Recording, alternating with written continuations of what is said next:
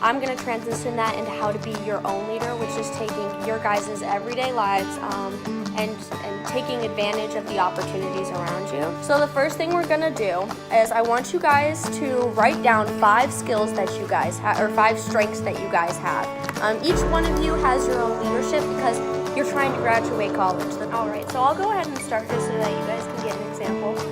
One of my biggest strengths is organization. I have a huge problem where I organize everything in my head, even when people are talking to me. I'm organizing your communication in my head. It's just what I do. And so I wanted to share this strength because I can use it throughout every single class, throughout my organizations. The cons of this is, of course, my brain never stops working. But I have a huge pro, and that is that organization highly helps with your success. It keeps your mind clear. It helps with your communication with your peers and your professors.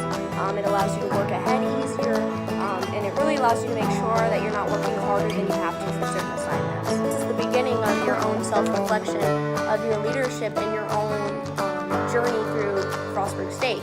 So make sure that when you're writing these things down, you're really analyzing your past experiences here at Frostburg. So the next thing we're going to talk about is problem solving. I want you guys to start getting into that mindset of needing help, which is okay, and solving problems yourself.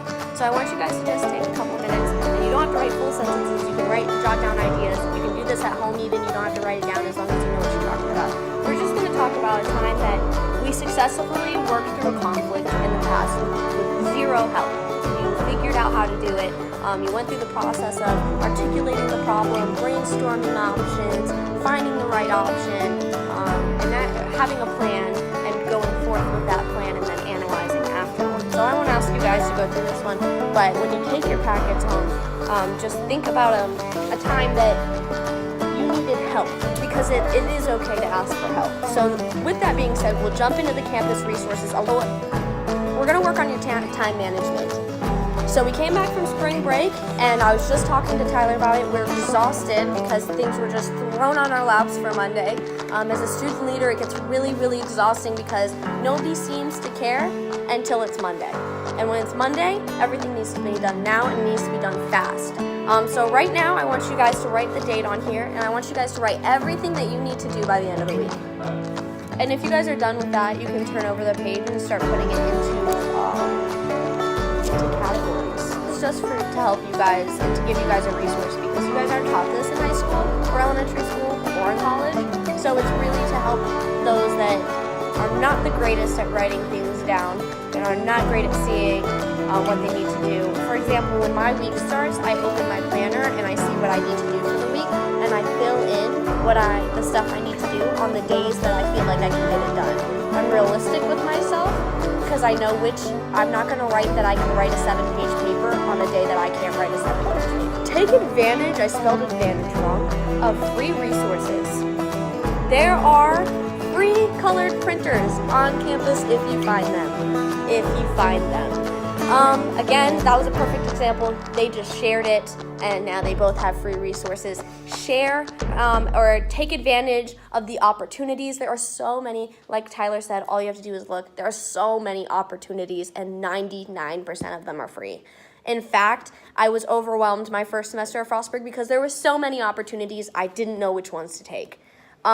Network. Talk to people that you don't usually talk to. There's a study abroad fair tomorrow. I'm not studying abroad. In fact, I'm graduating, but I'm still going because I need to network and I need to talk to these people because they could have an opportunity and they can have a job for me. I'm leaving and they could have a job for me. This is not for people who need jobs, but I could meet someone there and it could change my life.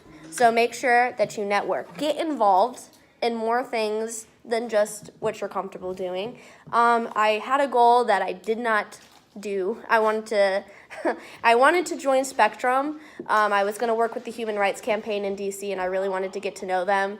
I didn't end up doing it. I didn't have enough time, but that's one example. Get involved, even if it's for a couple meetings. You don't have to be a part of their board, but I mean, College Democrats has meetings you guys can go to. We have meetings that you can go to. Read your emails. It's not a joke. There's so much stuff in your emails you guys don't see, and 90% of the stuff you complain about is in your emails. And they actually, if you complain about something, they try to fix it, and they try to hold forums that no one attends.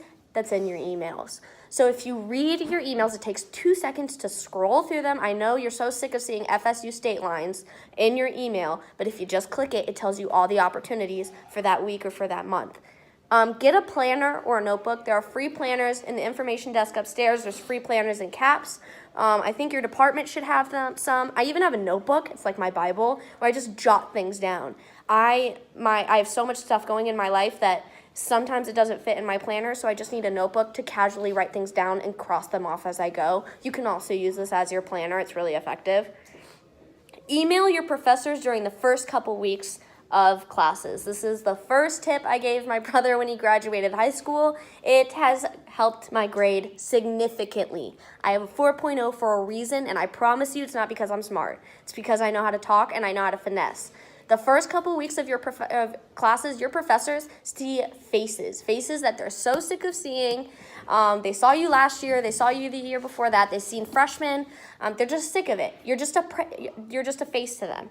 You want to make sure that you're a personality. You are a person to them. You're a person that cares about your grades. If you prove to them that you care, they'll remember your name, and it will go into their personal bias when they grade your paper. They'll see your name, and they'll see your paper, and they'll see you trying, and they will give you a better grade. So email your professors and meet with them in the first couple weeks of your semester. Grind, and then relax. It's something I have preached to my board a lot. I am done with 3 of my classes already because I grinded, and now I get to relax and do nothing. I spent half of the semester grinding and focusing, and now I can spend the rest relaxing and not being so stressed. Pay attention to those opportunities we talked about before, and take advantage of your peers. They're here to help you, and you guys can help each other. Tyler and I are sitting here, and we're both getting things done at the same time because we worked together. John Huser is such a big example of this. You can take advantage of his knowledge. He can help you. Chris is an awesome example of this. He's taking advantage of the people around him to get opportunities. Be aware of your nonverbal language. Your body language is important. If you're swinging your hands around while you're talking to your professor, you're not going to look the greatest. So just acknowledge your eye contact and your body language when you're talking to people. If you're seeing something, say something. A lot of discrimination happens on campus. I don't even want to say discrimination. It's just a lot of incivil acts are happening on campus. If you see something, step up. You can make someone's day. You really could. All you have to do is say something. Just back off. And you could really help someone's anxiety a lot. Have a daily schedule from 9 a.m. to 4 p.m. Despite anything from those hours, I am unavailable to my friends. They know this. They know from 9 a.m. to 4 p.m. I am nothing but busy. And after that, I have free time. If you set yourself a schedule and a daily schedule, you can get a lot more done, and you can relax after. You have something to look forward to. So if you just, you have 3 classes, you have a paper you need to write, wake up at 9, finish the paper, get everything done, and by 4 o'clock, you're done. Recognize on-campus versus off-campus behavior. I am not this person off-campus. I love weed, and I love drinking, and I love being a mess, but I'm not that way on campus, and my professors do not know that about me. It took John 3 months to figure out I was as crazy as I am because he never saw me off campus. Act that way. Be professional on campus. It will help your grades, and that's all that matters. You're just trying to get out of here. You're just trying to get out of here and be successful. So be responsible on campus. Pay attention to opportunities for your resume. Think about that. When you're looking at opportunities, think about your future. Think about what you can put on your resume for your job. Create your own opportunities. I created SJ for A. I was sick of not having friends that respected my passion for social justice, so I just created it myself.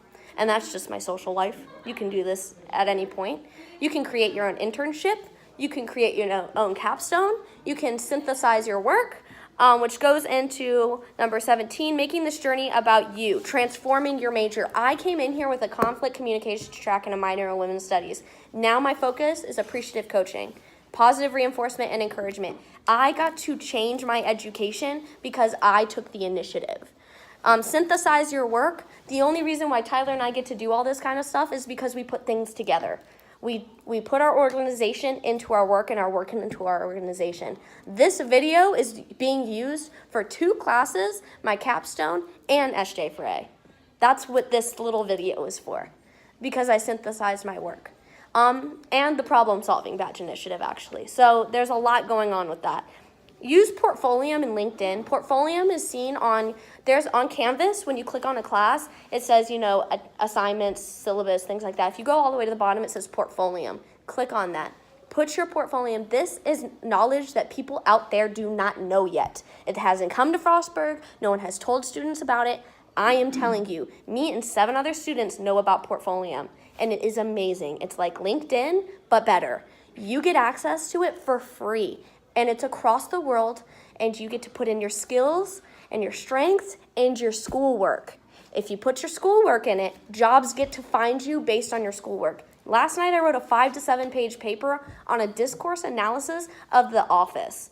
How much, that was a complete waste of my time, except for I got to put it on my Portfolium, and jobs will see my communication and my work ethic through my paper.